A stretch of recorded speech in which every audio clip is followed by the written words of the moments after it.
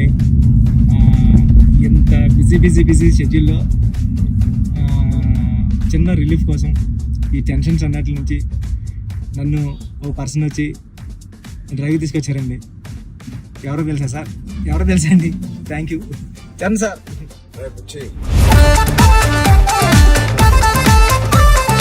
ఏం లేదు బుచ్చి, ఒకటి అడుగుతాను ఏం అనుకో కదా. చెప్పండి సార్. సరే మీరు అడిగితే ఏమనుకుంటారు సార్? నీ బైసెప్ మిస్ అవుతున్నా సార్. ఆ రోజు చూపి ఒకసారి.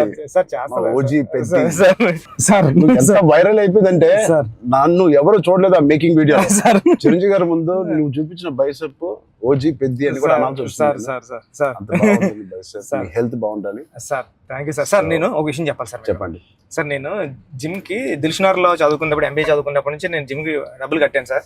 కానీ వెళ్ళడం రావడం ఎప్పుడు అంత సీరియస్ గా తీసుకోలేదు కదా సార్. మిమ్మల్ని చూసిన తర్వాత పెద్దిలో మీ డెడికేషన్ చూసిన తర్వాత నిజంగా చెప్తున్నా సార్, మీ డెడికేషన్ చూసిన తర్వాత అరే చరణ్ సార్కి అన్నీ ఉన్నాయి సరే, హెల్త్ కోసం సినిమా కోసం ఇంత కష్టపడుతున్నారు, మనకి ఏం పని ఉంది అసలు? మనం కష్టపడి రోజు ఎక్సర్సైజ్ 40 minutes చేసుకుంటే బాగుంటుందండి రీల్స్ లోని దాంట్లో చూసినప్పుడు నాకు అంత అనుకున్నాను కానీ సార్, ఎన్నో రీల్స్ సేవ్ చేశాను సార్, కానీ అంత ఇంపాక్ట్ క్రియేట్ చేయలేదు. నేను జిమ్ కోసం నేను సేవ్ చేసిన రీల్స్ చూస్తే సార్, ఆ రీల్సే నాకు తెలిసి ఒక నెక్స్ట్ జన్మ కూడా సరిపోతుంది రీల్స్ సేవ్ చేశాను సార్. కానీ మిమ్మల్ని చూసిన తర్వాత డెడికేషన్ చూసిన తర్వాత రోజు 40 minutes చేద్దారని మాత్రం చేస్తున్నా సార్. అసలు నువ్వు నన్ను పెట్టిన టార్చర్ కి ఆ బాడీలు రావడానికి, ఆ బాడీలు అన్ని రావడానికి ఒకటి క్రికెట్ బాడీ అడిగావు. క్రికెట్ సార్ అంటే క్రికెట్ బాడీ అంటే అసలు చాలా లీన్ గా మన తిలక్ వర్మ, హార్దిక్ పాండ్యా ఒక షర్ట్ వేస్తే ఎలా ఉంటుంది, ఇదే నాకు చెప్పింది నాకు నరేషన్ అప్పుడు. అదొక బాడీ అడిగావు. కొన్ని రోజుల తర్వాత మళ్ళీ సార్ క్రికెట్ బాడీలో కూడా మీరు కొంచెం బండగా ఉండాలి. ట్రైబల్ వ్యక్తి ఎంత స్ట్రాంగ్ గా ఉంటాడో అది బాడీ బిల్డింగ్ చేస్తే వచ్చే స్ట్రెంత్ కాదు. అవును సార్. ఆడికి అలవాటుగా ఆ కొండలోని అట్లా తిరగడం వల్ల వచ్చిన బాడీ అన్నట్టు అదొకటి అడిగే. అది అయిపోయిన తర్వాత సార్ మళ్ళీ సార్ కొన్ని రోజులు మళ్ళీ షూటింగ్ జరుగుతా ఉంటే సార్ ఏంటి సార్ నాకు ఆ లుక్ రావట్లేదు అంటావు. ఈ లుక్ షూట్ చేస్తే ఆ లుక్ ఎలా వస్తుంది? కుస్తీ లుక్ కావాలన్నాను సార్. నాకు రెజ్లింగ్ లుక్, కుస్తీ లుక్ కావాలంటున్నావు సార్. నిజంగా చెప్పాలంటే సార్ నాకు అడగడానికి కూడా భయం వేసేది సార్. అంటే ఏంటి టైం లైన్ కూడా ఎక్కువ లేదు సార్. అంటే ఇప్పుడు క్రికెట్ అయిపోయినా షూట్ అయిపోయినా కరెక్ట్గా 2 months కి 3 months కి మీరు మళ్ళీ మన షర్ట్ అయిపోద్దండి. అక్కడ షర్ట్ అయిపోతే మీ బాడీ తెలిసిపోద్దండి. మీరు అలా గ్రాడ్యువల్ గా షర్ట్ ఆ బాడీని అలా మెయింటైన్ చేస్తే కుస్తీ టైంకి మళ్ళీ ఓపెన్ చేయడం అదంతా కూడా చాలా కష్టపడ్డారు సార్. ఆ ఇన్స్పిరేషన్ తీసుకునేందుకు నిజంగా సుకుమార్ గారి బ్యాచ్ మీకు దండం పెట్టాలి. మరి మా గురుగారు అంత కాదు సార్. నేను నువ్వా సార్? మీ గురుగారు ఇంకా బెటరే బాబు. బట్ నిజంగా ఇవన్నీ నేను చేసింది సుకుమార్ గారి అసిస్టెంట్ అనో లేకపోతే బుచ్చిబాబు ఉప్పెన తీసిన బుచ్చిబాబు కోసం కాదు. నేను నిజంగా చెప్పాను, I was in love with your script. నువ్వు రాసిన కథ ఆ సరస్వతి దేవి కోసం నేను ఎన్ని చేసినా ఈ సినిమాకి తక్కువే అనుకుని ఏమడిగినా నేను చేశాను. అంత అద్భుతంగా నువ్వు రాస్తావు నీ సబ్జెక్ట్. ఆ సబ్జెక్ట్ కోసం ఆ సబ్జెక్ట్ చేయించుకుని నాతో అనొచ్చు. నేను నువ్వు కాదు సార్ నువ్వు రాసిన సబ్జెక్ట్. అంటే సార్ థ్యాంక్ యూ సార్. కానీ అంటే మళ్ళీ ఇది అయిపోయిన తర్వాత ఇంకొక సెటప్ ఉంది అంటే మళ్ళీ దానికి బాడీ ఇచ్చారు. అదే సర్ప్రైజింగ్ సార్. కానీ ఆ బాడీ ఇవ్వడం కానీ ఇది చాలా స్ట్రగుల్ సార్. అంటే మీ మూడ్ స్వింగ్స్ అన్ని అంటే అక్కడ మళ్ళీ మీరు మళ్ళీ కష్టపడి ఆ ఇసుకలో దిగాల, అబ్బాయి ఎండల్లో షూటింగ్ చాలా చాలా టఫ్ అయిపోయింది సార్. నన్ను మాత్రం క్షమించండి. నిజంగా మనస్ఫూర్తిగా చెప్తున్నాను, నాకు ఏ రోజు కష్టం ఎందుకు అనిపించలేదు అంటే I really enjoyed this process. నచ్చిన పని చేసేటప్పుడు శ్రమ తెలియదు అంటారు కదా, నాకైతే అలా అనిపించింది. బట్ ఇవాళ షూటింగ్ అయిపోయిన తర్వాత నాకు బాగా తెలుస్తుంది, ఎందుకంటే నొప్పులు ఎక్కడెక్కడి నుంచో నొప్పులు బయటకు పడుతున్నాయి. ఇది మా పాపను కూడా ఎత్తుకోవడానికి ఈ చెయ్య కొంచెం నొప్పేస్తుంది. రేపు ఎల్లుండో వెళ్ళి చిన్న ఎక్స్రే తీయాలి. అంటే ఆ కుస్తీలో చేయి పట్టి అది అదురు ఉంటది, అదిరి కొంచెం ఏదో అయింది దీనికి. మళ్ళీ మీకు చేతికి అది కుస్తీలో పట్టడం, ఆ పైల్వాన్స్ అందరం తిరగేయడం అట్లతో పాటుగా మళ్ళీ సార్ పైగా నువ్వు పెట్టింది ఆర్టిస్ట్ కాదు, నిజమైన పైల్వాన్స్. వాళ్ళని బతిమాలి బాబు నువ్వు యాక్టింగ్ చేయరా బాబు అని చెప్పడానికి వాళ్ళకి టర్న్ అవడం గట్రా రావట్లేదు సార్. సినిమా యాక్షన్ చెప్తే వాళ్ళు నిజంగా కుస్తీ నిజంగా పైల్వాన్ పట్టుకుంటారు. పాపం సారీ సార్ అంటున్నారు. మళ్ళీ స్పోర్ట్స్ మ్యాన్ ఇన్స్టింక్ట్ ఉంటుంది కదా, స్పోర్ట్స్ మ్యాన్ స్పిరిట్, అది ఎంత మనం యాక్టింగ్ చేయరా అన్నా కూడా రాదు వాళ్ళకి.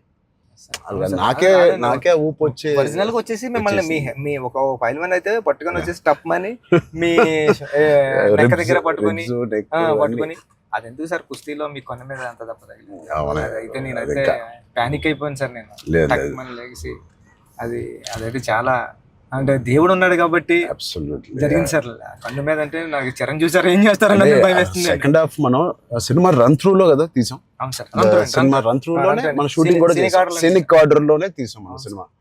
సో అది తీయడం వల్ల ఐ థింక్ నాకైతే చాలా చాలా హెల్ప్ అయింది మీరు అలా తీయడం వల్ల. ఒకటి మనందరికి ఇది జర్నీ ఆఫ్ పెద్ది కాబట్టి బిగినింగ్ టు ఎండ్ ఆ జర్నీ ప్రకారంగానే మనం తీయడం అనేది అందరికి ఆ మూడ్ లో రావడానికి అర్థమైంది. ఈ సీన్ ఎందుకు తీస్తున్నాం అందరికి అర్థమైంది, ఎందుకంటే దాని ముందు రోజే ఆ సీన్ తీసాం కాబట్టి. రన్ త్రూ లో వచ్చేసరికి మన సెకండ్ హాఫ్ అంతా మనం ఒకే టైం పీరియడ్ లో షూట్ చేసాం. సెకండ్ హాఫ్ అంటే ఏంటి, కల్మినేషన్ ఆఫ్ ఆల్ ద మీరు రాసిన స్టోరీ అంతా culmination, heaviest action, heaviest emotion, heaviest song second half లోనే పెడతాం. సో అంత హెవీ వర్క్ మనకి లాస్ట్ 65 days లో మనం షూట్ చేసాం.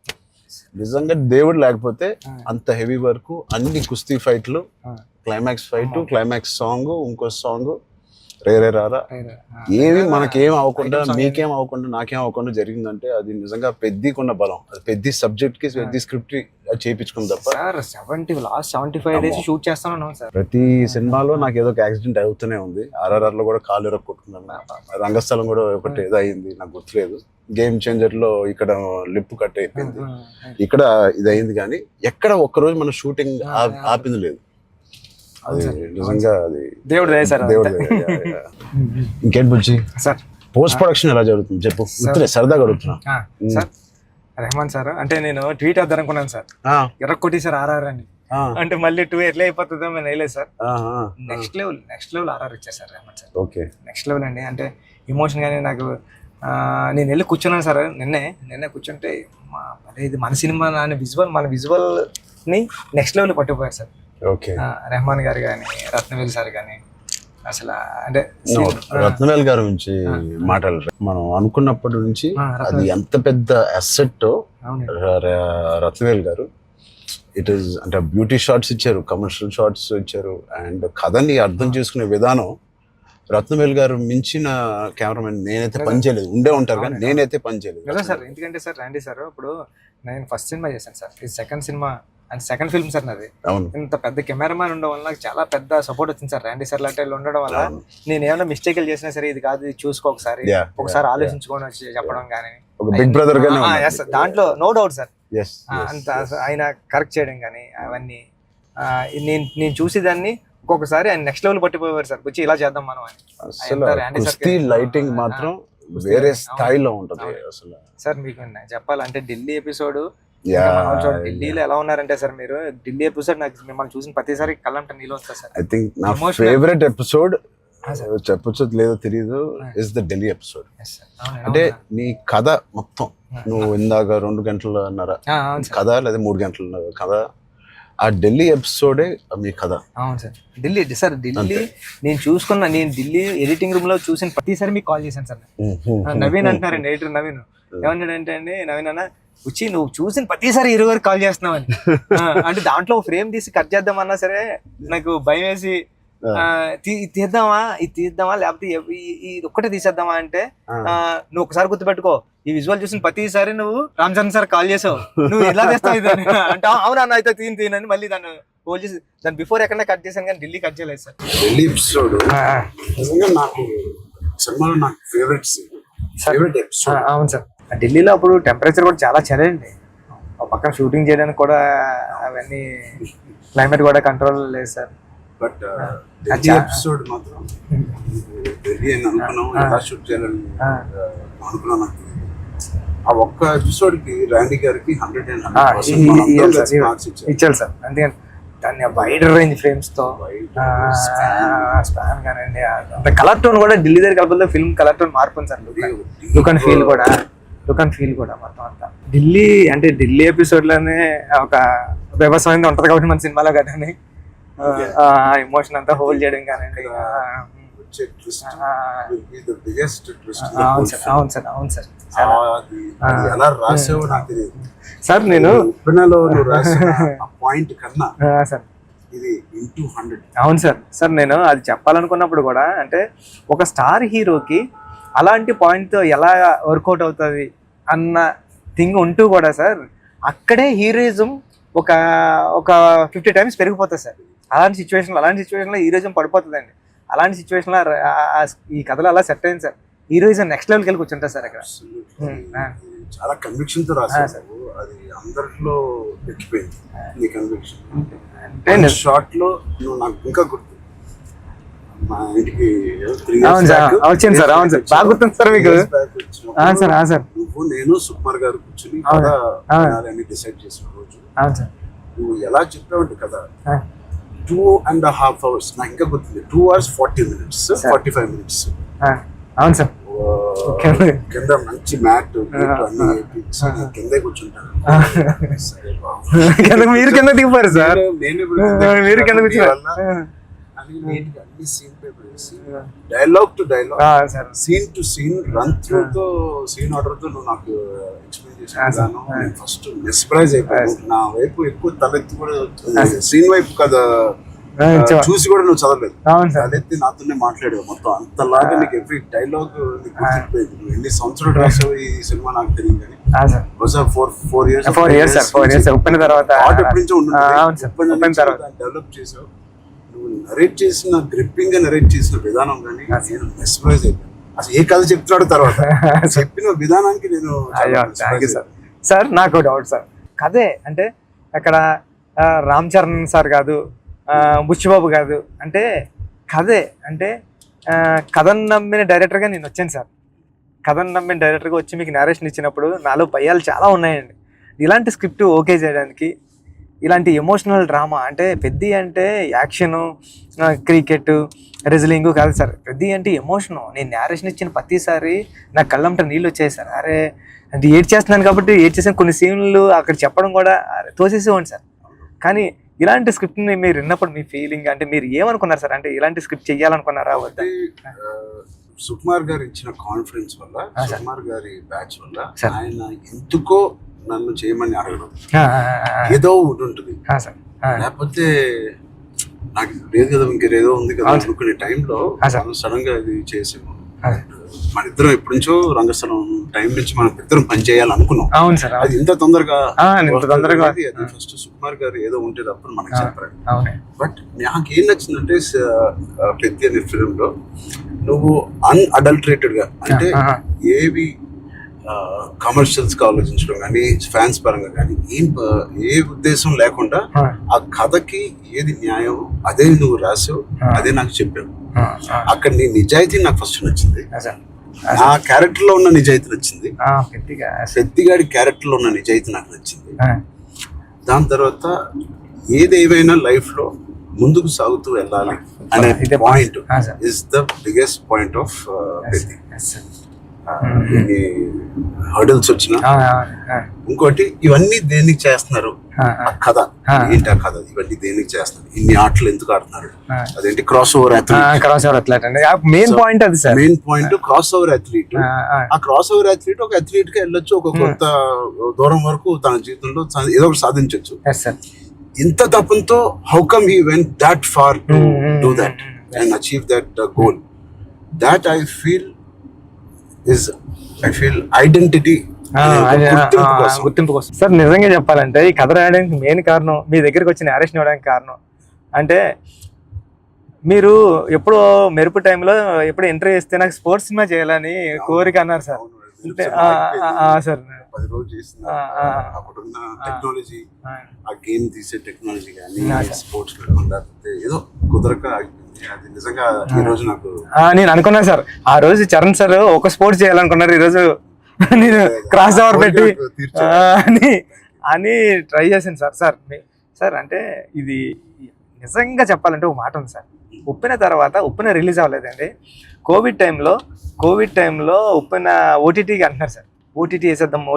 చాలా వరకు 1 year 12 months వరకు ఒక వెయిట్ చేశారండి. కానీ ఇంకా కోవిడ్ ఎప్పుడు వెళ్ళిపోతుందో తెలుస్తలేదు సార్. అలాంటి సిచ్యువేషన్లో మా గురువు గారు ఫోన్ చేసి, సుకుమార్ గారు ఫోన్ చేసి అడిగితే, ఒరే ఇంక ఏం చేయలేమరా, ఇంక మనం హోల్డ్ చేసాం, ఇంకా ఈ పాండమిక్ ఎప్పుడో తెలుస్తలేదు, మనం వేసేద్దాం అన్నారండి. ఓటీటీ వెళ్ళిపోదాం అన్న టైంలో ఇంకేం చేయాలో తెలియక సుఖ సార్ని అడిగాను, సార్ ఏం చేస్తే బాగుంటుంది సార్ అంటే, నీ దగ్గర ఉన్న లైన్లు చెప్పరా అన్నారండి. ఈ లైన్ చెప్పాను సార్. ఈ లైన్ చెప్పినంటే సుఖ సార్ అన్నారండి, ఈ లైన్ అదిరిపోద్దురా, చేయరా, మళ్ళీ కొత్త ఫిల్మ్ అయిపోతుంది, ఐడియా కొత్తగా ఉంది అన్నారు. అవునా అని సార్ మీరు నమ్మరు, నాకు స్క్రీన్ షాట్ ఉంది, మా స్టాండర్డ్ రామన్ గారికి కూడా అది బుక్ మరి రాసిపోయి పిఠాపురం దత్తత స్వామి గుళ్ళోకి వెళ్ళి కూర్చొని, నాకు సెకండ్ ఫిల్మ్లో హీరో రామ్ చరణ్ గారు, మీకు చూపిస్తాను సార్ ఎప్పుడు నా ఏదైనా ఇంటర్వ్యూ, రామ్ చరణ్ గారు. అవును సార్, చూపించాను సార్ మీకు. హీరో బెల్లం ఫ్యాక్టరీలో వర్క్ చేస్తూ ఉంటాడు, క్యారెక్టర్ సూపర్ ఉంటుంది, పెద్ది అని రాశాను సార్. ఫస్ట్ ఫిలిం ఇంకా రిలీజ్ కాలేదు, సెకండ్ ఫిలిం రామ్ చరణ్ గారితో డ్రీమ్ అంటే నేను అనుకుంటాను సార్, మనిషి గట్టిగా కోరుకుంటే ఏదన్నా అయిపోతుంది సార్, గట్టిగా కోరుకోవాలి సార్. నాకు కూడా ఇంత గొప్ప సినిమాలో హీరోగా చేయడం అనేది, గొప్ప రైటింగ్ రావడం అనేది, అది కూడా నేను ఎక్కడో అనుకున్నాను, ఎప్పుడో మెరుపు అప్పుడు అనుకున్నాను ఒక స్పోర్ట్స్ సినిమా చేయాలి మీ సంకల్పమే సార్ అది. అప్పటి నుంచి 10 ఏళ్ళు అయిపోయింది మెరుపు, ఆల్మోస్ట్ 12 years అయిపోయింది.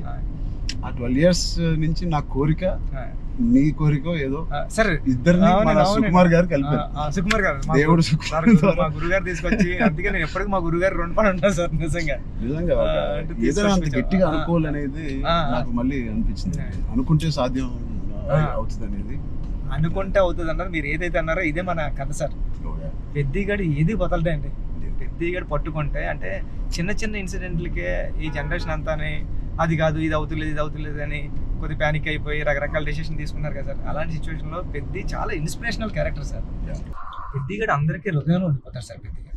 పెద్దిగాడు చాలా ఇన్స్పిరేషనల్ క్యారెక్టర్ అంటే నిజంగా చెప్పాలంటే పాఠ్యాంశాల్లో అంటే బుక్స్లో ఉండాల్సిన క్యారెక్టర్ అండి. 7th class నాన్ డీటెయిల్లో ఉంది సార్, అంటే పట్టుదల ఉంటే సాధించలేనిది లేదని. అలాంటి బుక్ లో నేను రాసినప్పుడు నాకు ఆ కథ గుర్తొచ్చిందండి. అరే విక్రమాదిత్య ఏదో అండి అతని పేరు, అతను చాలా స్ట్రగుల్ అయ్యి అనుకున్నదాన్ని రీచ్ అవుతాడండి. అంటే పెద్దికి కూడా విజయం అంత ఈజీగా దొరకలేదండి.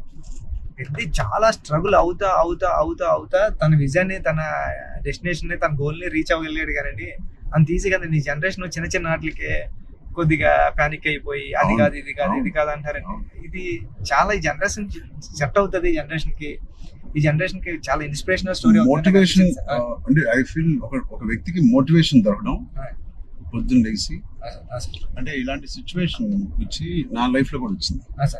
ఇది వాళ్ళ జనరేషనే కాదు, కోవిడ్ టైంలో అందరికీ ఒక రకంగా కొట్టింది కదా కోవిడ్. మానసికంగా కొట్టింది, హెల్త్ పరంగా కొట్టింది, ఫైనాన్షియల్ గా కొట్టింది, ఈ వేరే రకాలుగా కొట్టినాయి. నాకు కూడా ఒక రకంగా కొట్టింది. And it was very low phase అవన్నీ అను, కానీ ఇట్ ఈస్ అంత స్ట్రాంగ్ వర్డ్స్ నేను వాడట్లేదు, కానీ ఒక కన్ఫ్యూజ్డ్ స్టేట్ లో ఉండేవాళ్ళం. అంటే అప్పటికి RRR మధ్యలో మీకు కూడా సార్, నాకు కూడా RRR 30-40% అయిన తర్వాత ఆ బ్రేక్ పడింది, అయితే 50% తర్వాత ఆ బ్రేక్ పడింది. పీక్ లో నా ట్రైలర్ రిలీజ్ అయింది, అంటే అంత పీక్ బాడీ లో RRR స్టాప్ అయింది. సో ఏం చేయాలి, జిమ్ నేను ఒక అపార్ట్మెంట్ లో ఉండేవాడిని అప్పుడు, దాని తర్వాత ఇప్పుడు ఇంటికి షిఫ్ట్ అయ్యాను కదా. సో అక్కడి నుంచి అసలు ఉన్నారా, మన చుట్టూ ఉన్న వ్యక్తులు ఒక్కొక్కరు చనిపోవడం చూసి ఆ ఉపాసన ఇంట్లో ఉండడం వల్ల ఆ హాస్పిటల్ కాల్స్ విని నేను ఇంకా ఆఖరికి నా హోమ్ థియేటర్ లో కూర్చొని టీవీ చూస్తూ ఉండేవాడిని. పక్కన ఆవిడ అక్కడ ఉండేది, అది వినలేక నేను ఒక్కడనే ఉండలేక, బికాస్ ఆవిడతో ఉంటే ఏదో ఒక కాలక్షేపం ఉండేది. హోల్ కోవిడ్ నువ్వు నమ్మవు, ఉపాసన ఒక రూమ్ లో తన కాల్స్ పాపం తన అందరు పేషెంట్స్ ని డైవర్ట్ చేయడం అవన్నీ చూస్తా ఉంది. నేను ఇంకో రూమ్ లో అలోన్ గా ఆల్మోస్ట్ ఫ్యూ మంత్స్ నేను ఒక్కనే ఉండేది. అది నాకు గట్టి కొట్టేసింది. అంటే ఒంటరిగా ఉన్నప్పుడే నీకు థాట్స్ వస్తాయి, అది ఓవర్ గా నువ్వు అన్ని రోజులు ఒంటరిగా ఉన్నప్పుడు ఆ థాట్స్ వేరేగా మారుతాయి. అలా మారినప్పుడు నేను మానసికంగా కొంచెం లో అయ్యాను. ఆ టైంలో నాకు తెలిసి తిరిగి కోవిడ్ రీఓపెన్ అవుతున్నప్పుడు, ఏవో చాలా ఇష్యూస్ ఉన్నప్పుడు నాకు రాజమౌళి గారు నీకు ఫోన్ చేశాను. రాజమౌళి గారికి ఫోన్ చేసి, సార్ ఒకసారి కలవాలి మిమ్మల్ని అంటే ఆయన వచ్చారు.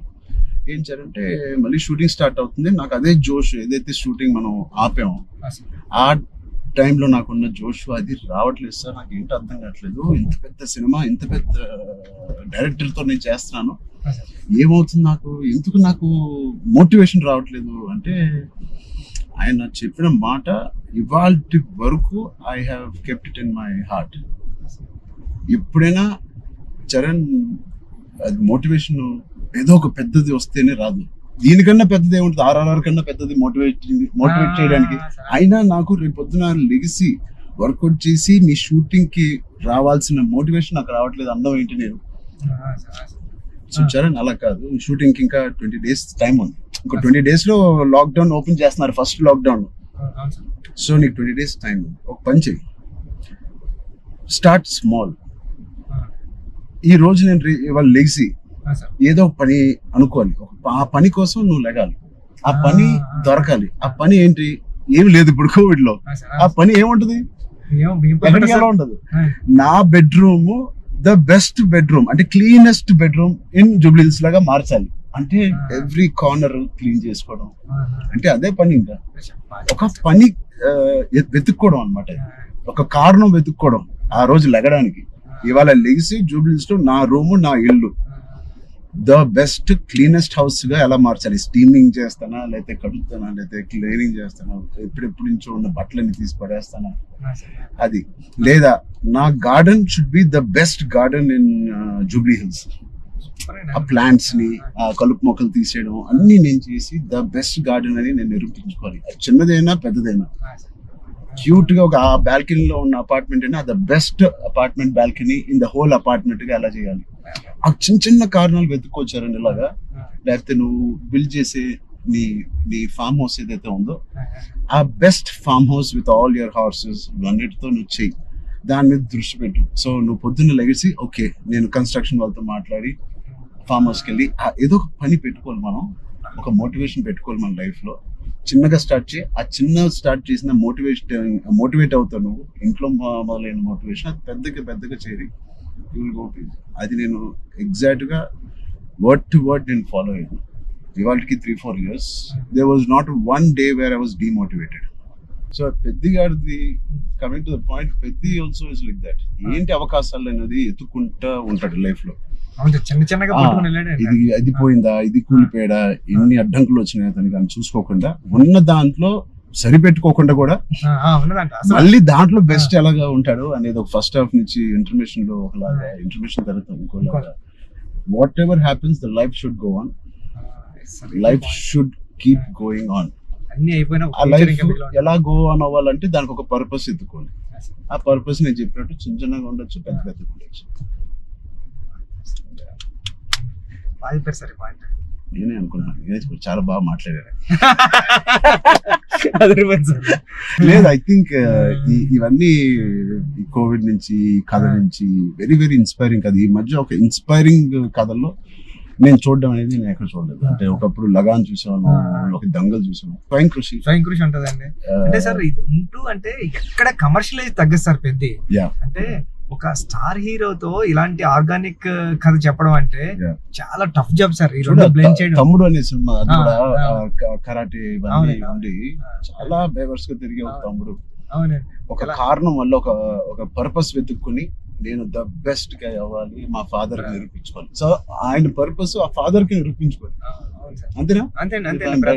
బ్రదర్ ఒకటి బ్రదర్ కాళ్ళు ఇరిగింది, అది ఫాదర్ వీడేం చేస్తాడు బ్రదర్ కాళ్ళు అంటే. సో ఆ కారణం ఒకటి ఎత్తుక్కోవడం అనేది, అది నీ సినిమాలో నీ కారణం అనేది is the most biggest commercial point. దానికి audience will be shocked. Waiting sir, దానికోసం టెన్షన్ గా ఉందండి. పెద్ది అంటే పెద్ది అన్నదే అంత ఒక స్టోరీ అండి. ఇంకా స్టోరీ మీరు రామ్ చరణ్ గారు కనిపించలేదు సార్. చూసిన వాళ్ళు అందరూ కూడా అదే చెప్తున్నారండి. రామ్ చరణ్ గారు కనిపించకుండా దాంట్లో అంతలా ఇన్వాల్వ్ అయిపోయారండి మీరు. ఒక పావు గంట ఒక హాఫ్ అన్ అవర్ సినిమా తర్వాత పెద్ద క్యారెక్టర్ లోకి వెళ్ళిపోతాం సార్. మీకు జాన్వీ క్యారెక్టర్ కూడా లుకింగ్ సో బ్యూటిఫుల్. అండ్ నువ్వు అనుకున్నప్పుడు నుంచే జాన్వీ కపూర్ అని అంటానే ఉన్నావు. కానీ అమ్మాయి కూడా ఒక హీరోలా ఉంటది సార్. అక్షయమ్మ క్యారెక్టర్ అంటే చాలా strong character sir. Akshayamma is very good aura. అవును sir. Every time Janhvi screen మీదకి వచ్చినప్పుడు ఆవిడ ఆరా సగం పని చేసుకుని వెళ్ళిపోతుంది. కొన్ని వాళ్ళు అమ్ముకున్న వాళ్ళ ఆవిడకి స్ట్రైట్ దిగిపోయింది. సార్ కొన్ని సీన్స్ లో శ్రీదేవి గారి లాగా అనిపిస్తుంది రేపు వచ్చి సార్.